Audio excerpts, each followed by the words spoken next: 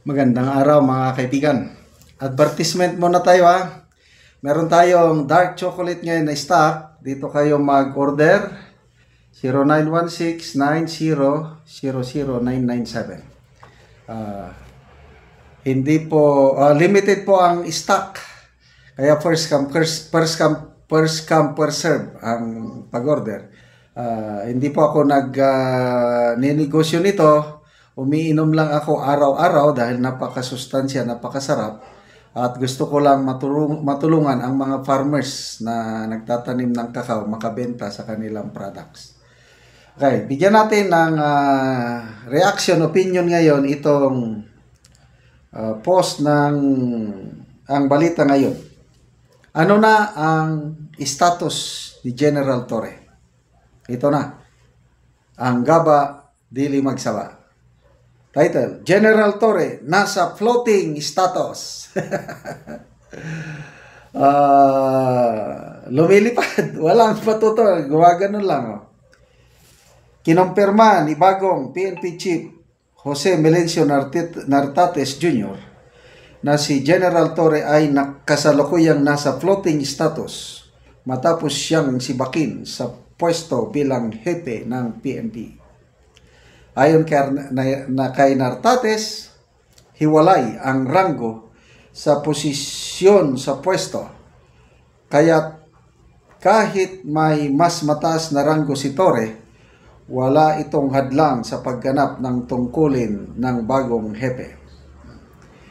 Sabi ni General Nartates, there are two, the rank and the position. Magkaiba po yun. If you are designated in that position, whether you are not still holding the rank, it's okay po, for as long as you can discharge your function. In this case, I was designated as Chief Philippine National Police. No problem po yun. Okay? 3-star lang siya. Kaya lang siya ang designated. Siya ngayon ang masusunod. Yung 4-star, wala. Yun na yung Merisi Gaba. Sa tanong kung ano ang gagawin niya kay Torre, paliwanag ni Nartates, well, he has been relieved as the chief and then ako yung chief. Meron naman pong process yan. He may be assigned dito sa Office of the Chief PNP. Assignment lang po where he is being accounted. So, under na ni General Nartates si General Torre kasi assign siya sa Office of the PNP Chief. Magpakipakita lang ba doon? Makikapi-kapi? I don't know kung maganda siyang relationship, ay pwedeng magkapi-kapi. Kaya lang, I don't believe so na magpunta siya doon na magkapi-kapi for accounting purposes lang. So, nangyari na pala yan nung PNP Chief si Senator Lacson, sinalaysay niya. Ang pinalitan niyang PNP Chief, nakalimutan ko na, mas senior sa kanya ng 4 years sa PMA. Tapos matagal pa bago mag-retire. So, ang inalis nga PNP Chief, inalis ni President Erap Estrada, ayaw mag-retire. So, nandun lang siya sa Camp Crame. Siya pa ang tumira sa White House, yung tirahan ng PNP Chief. Ayaw malis eh. 4 years senior, class 71 si General Lacson, so ito, class 67. Tama ba? 7, 68, 69, 70, yeah, 67. Ayaw malis. Pinabayaan lang din daw ni General Lacson noon. Pinabayaan lang niya. I don't know kung saan tumira si General Lacson. He performed his job as PNP Chief, 3-star General. Matagal-tagal daw. Hindi daw kinausap ni General Lacson yung inalis na PNP Chief. Pinabayaan lang daw niya hanggang sa nagtagal, siguro na naumay o nagsawa na rin yung 4-star General, kusang loob na lang siyang nag-retire, early retirement, but after so many months. Yun. Na-promote na into 4-star General si General Lacson. So, ganyan lang po yan. Panapanahon lang. Panapanahon. Akala ni General Torre, forever na siyang mamamayagpag. Yung pala, biglaan. Grabe. Walang nag-akala na ganito ang mangyari kay General Torre. Ako, nakita ko lang na may problema. Yung hindi niya pagsunod sa utos ng Napolcom, sabi ko, problema ito. Ano kaya mangyari? Ganon, pataasan ng ihi. Hindi ko akalain nahahantong sa sisipakin siya ng unceremoniously. Grabe naman yung ginawang ganon. Sobra.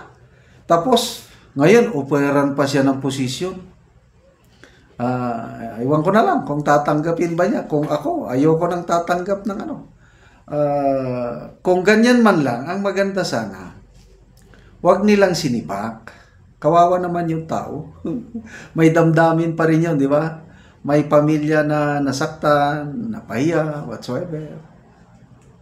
So, kinausap na lang sana na kung ako ang presidente, tinawag ko, ganito, tatanggalin kita, kaya lang, I will give you an honorable exit. Bibigyan kita ng posisyon, ito, kung gusto mo. Para hindi ka mapahiya, resign. Ang dahilan mo lang, para tanggapin mo ang, ang posisyon na ito. So, happy ang lahat kung gano'n. At least, hindi naman kawawa sa taong bayan, ang imahe ni General Torre na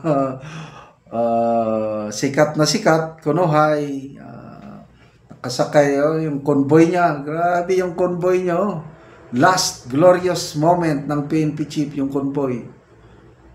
Parang presidente, sobra pa sa presidente, yun pala, after ilang araw, sisibakin na siya. So, good luck po, General Torre. Sana magawa nyo ang tamang desisyon kung mag-retire na ba kayo, tatanggapin nyo ang offer, or stay behind. Pwede lang din. Matagal-tagal pa naman ang serbisyo. Tatanggap ka ng eksaktong sweldo ng 4-star general. Magkano ba ang sweldo ng 4-star general? Estimate ko lang ito Baka aabot na ng 200,000 per month ang sweldo ng isang 4-star general. Okay. Salamat mga kaibigan sa inyong pagsubaybay sa ating channel. Nakakatulong kayo ng malaki sa Tribong Talanding ng Bukidnon dahil ang sweldo natin sa channel na ito ay pantulong sa tribo. Namimigay tayo ngayon ng mga libreng yero at pako para makapagpatayo ang tribo ng mas maayos na tirahan. Panoorin niyo ang video na ito.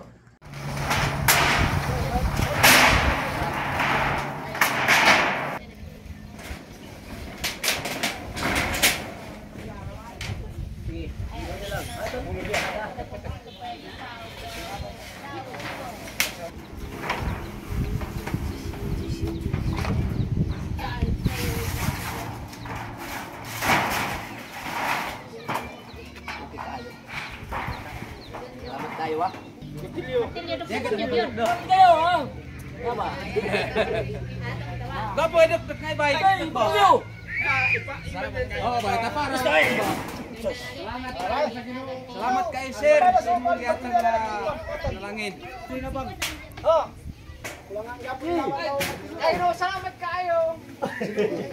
Ginoo salamat kaayo. Ginoo, salamat.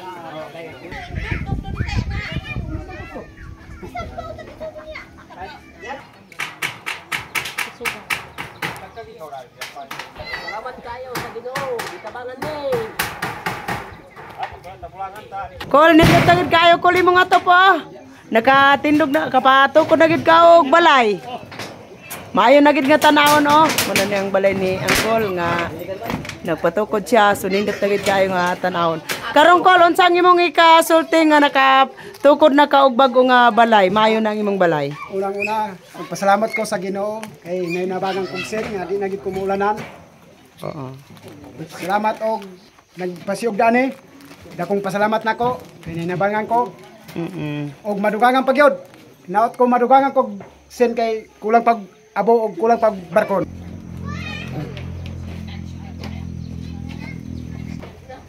Naot ta nga magpadayon ni nga hinabang kay dagan pa nga mangayog kan tabang. Oo, sige, salamat.